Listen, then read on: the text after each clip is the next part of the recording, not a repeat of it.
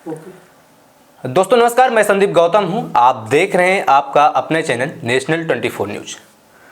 उत्तर प्रदेश की 2022 की जो विधानसभा का चुनाव है, लगभग सभी पार्टियों की जो तैयारियां थी वो लगभग पूरी भी हो चुकी है। कुछ सीटों पर चुनाव हो चुके हैं। तीसरे चरण का चुनाव आज था।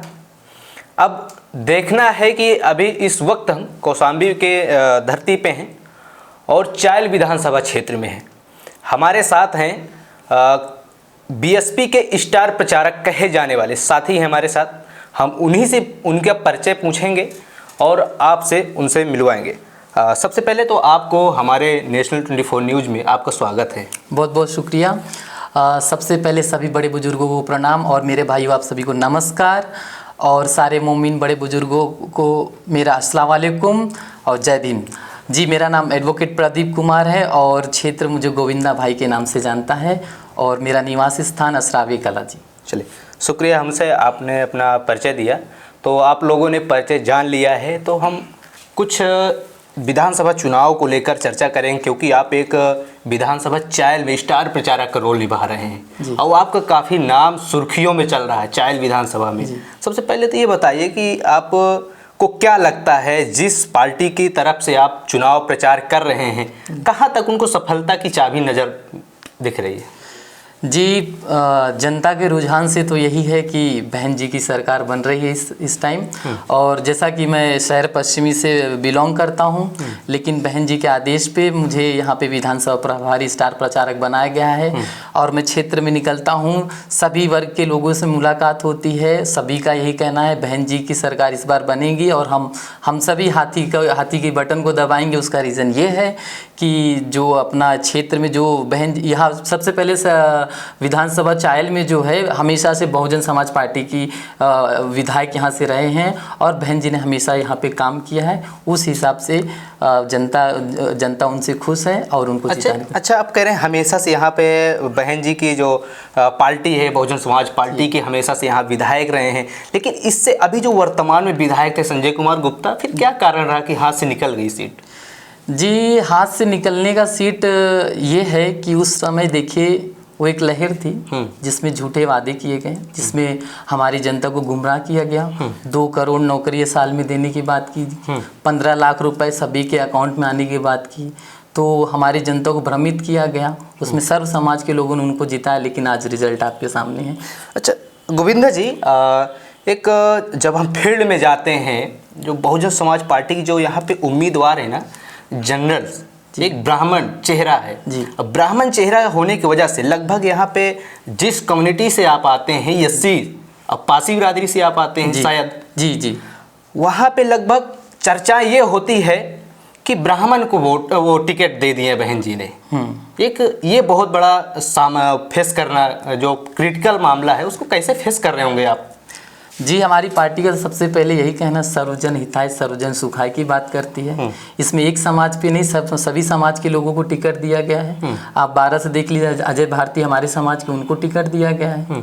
और पहले भी बहुत सारे और यहाँ पे द्विवेदी जी जो हैं, अतुल द्विवेदी जी को टिकट दिया गया है। अभी कहने के बाद जो ब्राह्मण शब्द ये है, आप देखेंगे 2017 के चुनाव में जो अच्छा गोविंदा जी, ये बताइए जैसे कि लगभग 75,000 कहते हैं यहाँ पर लगभग वोटर है चायल में जी, सबसे ज़्यादा लगभग पासी वोटर हैं जी, तो फिर आप लोग पासियों को क्यों नहीं टिकट दिलाए, ब्राह्मण को टिकट दिला दिए? देखिए, हमारा समाज जो है हमेशा से उनको हमेशा गरीबी देखा है।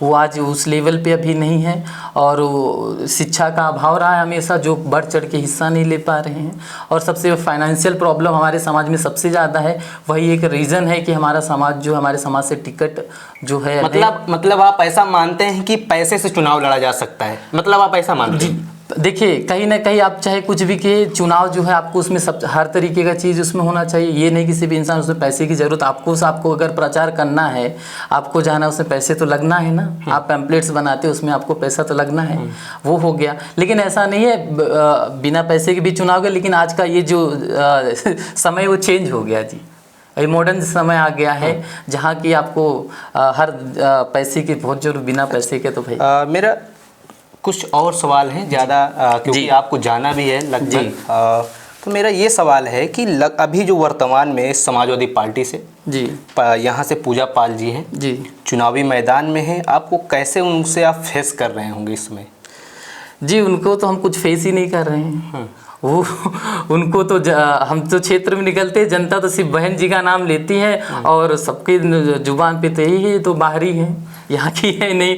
जो हमारा यहाँ से जो अतुल द्विवेदी जी लड़ रहे हैं, क्षेत्रीय नेता हैं। पब्लिक सबसे ज़्यादा यही कि भाई जीतने के बाद तो कोई विधायक कोई नहीं मिलता, एटलीस्ट ये यहाँ क्षेत्र के हैं, कम से कम उनके पास जाके मुलाकात कर सकते, अपनी बातों को रख सकते हैं। हाँ, एक चीज़ और, हाँ आपने जो बात कहा कि हमारी क्षेत्रीय नेता है, लेकिन जो समाज के सामने जब हम लोग जाते हैं, फील्ड में जाते हैं, जब हम लोग कुछ थोड़ा बहुत सर्वे किया, उसमें ये निकल कर आता है अतुल द्विवेदी जी को टिकट दे दिया गया, क्या भरोसा है ब्राह्मण होने की वजह से ये तो 100% की बीजेपी में जाना तय है, ऐसा लोगों की कहना, लोगों की भाषा है, ये मेरे भाषा नहीं। इस पर आप क्या कहेंगे? जी, लोग देखिए, अगर कोई है इंसान तो इंसान पे भरोसा तो आपको जताना पड़ेगा। आप मैं इस पे भरोसे की कह सकता हूँ। अभी 2017 का चुनाव जो हुआ था, जो हमारे अभी प्रेजेंट के जो मुख्यमंत्री साहब जी हैं वो भी ब्राह्मण हैं, लेकिन 2017 में जब भी उनको जिताया गया, एक समाज के उनको वोट नहीं किया, हर एक समाज मिलकर उनको जिताया, वो भी तो ब्राह्मण है ना। तो उससे कुछ नहीं है, जनता सिर्फ विकास चाहती है और इस पर ब्राह्मण का उनका कुछ यहाँ पे क्षेत्र में कुछ प्रभाव नहीं है। अतुल जी जो है ये भी कहें कि भाई बहुजन समाज का अगर वो जीतते हैं आने वाले समय में, तो यहाँ से जो सांसदीय जो चुनाव होगा वो एक सरोज कास्ट से बिलोंग करके उसको बनाया जाएगा। और वो एकमात्र ऐसे नेता हमारे समाज में, बहुत सारे हमारे सरोज बिरादरी के लोग भी आए यहाँ पे, चुनाव लड़े, जीते और नहीं जीते, लेकिन कभी किसी ने महाराजा बिजली से पासी जी की जयंती नहीं मनाया गया। वो एक ऐसे प्रत्याशी, एकमात्र प्रत्याशी है जो महाराजा बिजली पासी जी का यहाँ पे जयंती मखौपुर में मनाया है। तो उनकी कोई ऐसी अपेक्षा नहीं है। तो मेरा लास्ट क्वेश्चन है आपसे, अच्छा 2007 के बाद जो बहन जी का जो ग्राफ है नीचे गिरता हुआ क्यों चला गया, इसका क्या रीजन रहा है? देखिए, जैसे मैंने कहा कि जनता को भ्रमित किया गया है, वही एक रीज़न है जो हमेशा बहकावे में पब्लिक को भ्रमित किया। जैसे 2 करोड़ नौकरियों की बात की, 15 लाख अकाउंट की आने की, जो गरीबों का अकाउंट में आने की बात, दिन में दिन ये लोग बस यही दिखाते। जो सोशल मीडिया है, ये जो पार्टी सिर्फ सोशल मीडिया पे चलती, ज़मीनी तौर पे कुछ। इस पे एक और है ना, जब 2007 के बाद जो इसका बहन जी का ग्राफ गिरता हुआ चला गया, लेकिन उसके बाद कभी जो आप 14 का चुनाव देख लीजिए, चाहे 17 का चुनाव देख लीजिए, लेकिन इतनी मतलब जो एक आपने चुनाव लड़ा है, जिला पंचायती चुनाव लड़ा है, आपने दिन रात लगा दिया होगा, आपको शायद नींद भी नहीं आती रही हो, ये भी एक सामना करना पड़ रहा होगा, लेकिन बहन जी को कोई टेंशन नहीं था कि हमें चुनाव लड़ना है। आपको लगता है अभी तक भी चुनाव मैदान में जितना सक्रियता से सभी पार्टियां नजर आई समाज में, फील्ड में उतरी, लेकिन ऐसी कोई अभी भूमिका रही नहीं बहन जी की, अभी फिलहाल आई है जब एकदम चुनाव सर पे आ गया। देखिए, बहुजन समाज पार्टी को जो आप 2007 का चुनाव ले लीजिए, उसमें भी यही कहा जाता था कि बीएसपी की जो सीटें होंगी 40 से 50% से ज़्यादा नहीं होगी, लेकिन वो समय भी बहन जी 2007 में पूर्ण बहुमत की सरकार बनी थी। तो ऐसा नहीं कि, और हमारा कभी भी वोट बैंक हमारा कम नहीं हुआ, जैसे बोलते बहुजन। उस टाइम कहा जा रहा है कि उस टाइम जो 2007 का चुनाव था उसमें कांसीराम साहब का प्रभाव था। जब से बहन जी के हाथ में डोर गई है जी, जितनी कमान गई है, उसके बाद धाराशाह होता चला गया है। नहीं, अगर उन पे ऐसी होती तो आज हमारे उत्तर प्रदेश में वो 4 बार सीएम नहीं होती थी। अगर ऐसा कुछ, अगर उनका प्रभाव नहीं होता जनता नहीं, तो वो 4 बार यहाँ प्रभाव में ही बना, ऐसा समाज का कहना है। नहीं, समाज ये बिल्कुल गलत है, ऐसा नहीं है। हमारा समाज उनको बहन जी करके संबोधित करता है।